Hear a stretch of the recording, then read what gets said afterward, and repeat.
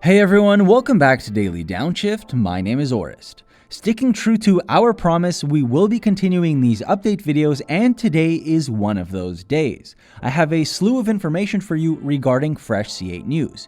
Just to give you a quick taste, I'm going to discuss the spec of the last 2020 Corvette that was built this week, along with a production update.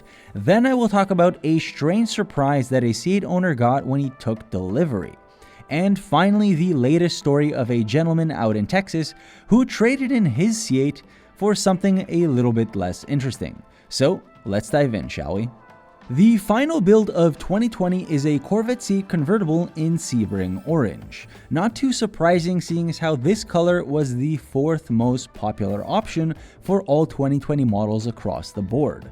This one is going to a customer in upstate New York, and it wears the lucky VIN number 19,456. It is a little bit confusing, seeing as how they announced 20,368 were actually built, but the logical explanation for the difference is the 912 pre-production models that were initially built.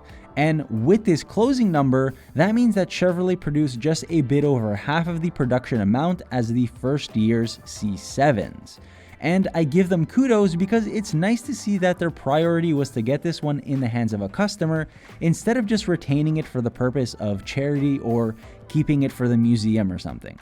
Also, keep in mind that the holiday break at this point will commence on the 24th of December and it will last 2 weeks. So they have some time from Monday until the 24th to build some 2021 models. I'm sure a lot of you are looking forward to that. Now, to give you an expedited version of the 2020 country allocation stats, the Great US of A got 91.2% of all C8 builds, 18,577 in total, 15,304 coupes, 3,273 convertibles, while Canada comes in second place with 7.3% of all builds, only 1,490 cars in total, 1,220 coupes and 270 convertibles. Mexico even makes this list with the lowest production at 0.7% of all C8s, 139 in total, 138 coupes, and yes, this is correct, one convertible. The super rare and lucky person down south driving around with his top down is pretty much the owner of something I would call a unicorn.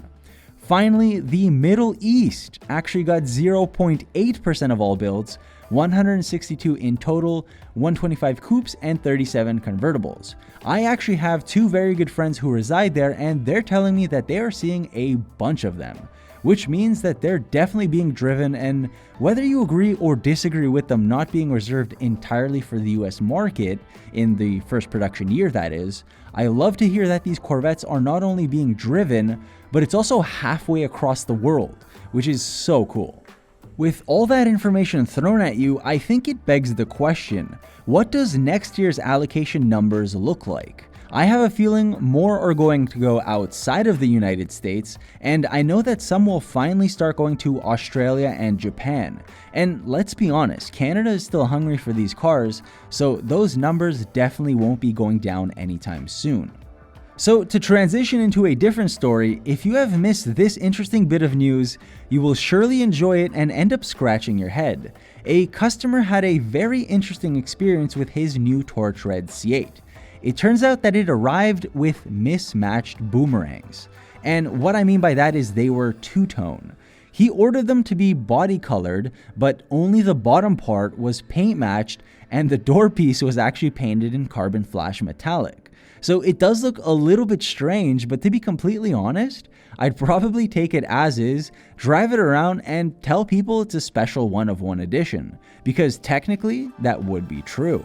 The owner wrote, "This afternoon I got a call from my dealership that my car had just arrived. My wife and I were there in 15 minutes to witness the unveiling. It's a beautiful car, but somehow the EFY option for body color accents was recognized on the main body, but not the doors. The car was made with the boomerang accent body color on the main body, but the carbon flash metallic on the door portion. The dealer is checking with GM on how to resolve this issue while the service department performs the PDI. I can't believe it passed QC in Bowling Green when it's obvious the colors don't match." Now, somebody did chime in to say that the quality control did catch it, but I'm not sure if I buy it, seeing as how it was actually sent to the customer before the issue was rectified. Either way, I think the customer was just glad to have the car at the end of the day. Finally, the latest news which will get you scratching your head so much that you might just need Rogaine. I think it goes without saying that the C8 is a very, very hot car, and people are clamoring to get their hands on one. So much so that people are still paying over a sticker. Yet, a gentleman out in Texas who owned an absolutely stunning Rapid Blue Stingray decided to trade in his car. The replacement? A Mitsubishi Outlander. Yes, you heard me correctly. Here's the photo for proof. Now, I speak honestly when I say that the Outlander is really not a bad vehicle. I know that they don't move many units because it's already dated. The 2021 model has actually just been leaked about a couple days ago, which has the conspiracy theorist in me thinking that there is some sort of genius marketing promo for the Outlander, but that's neither here nor there. I'm sure the Outlander is much more practical than the C8 in every single way, including picking up lady friends because it just fits more bodies, obviously. But in all seriousness, I have to ask, what the heck was he thinking? Those two cars are completely incomparable, which is why I'm elated that we get some sort of clarity from the salesperson, who went on to say that the customer simply needed a car for work while knowing that there was a demand for the new Corvette, which sounds to me as if he got his full MSRP and a little extra on top, and then he went for the Mitsubishi because he actually saw more utility in it, and I truly cannot hate on that. The dealership ended up listing the Vette online for $96,991, and insert my sarcastically shocked face. Within 2 hours, the car was picked up by a new buyer named Ryan. Well, we hope Ryan gets to enjoy the Vette to its full potential, and Tommy the seller finds a good place to stick all that cash.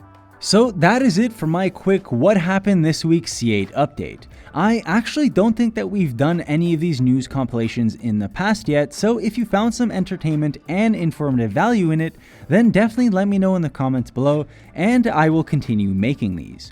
Also, share your thoughts with me on the mismatched boomerangs.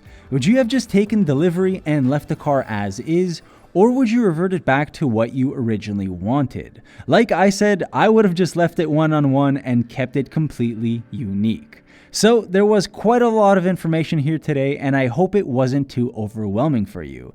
That being said, I really enjoy covering this information, but it's really not about me at the end of the day. So if you have enjoyed yourself, then we would definitely appreciate a like, and do consider subscribing. It helps gauge what sort of content we should make for you, our audience. Anyways, thank you so much for watching. We'll catch you in the next one. Take care.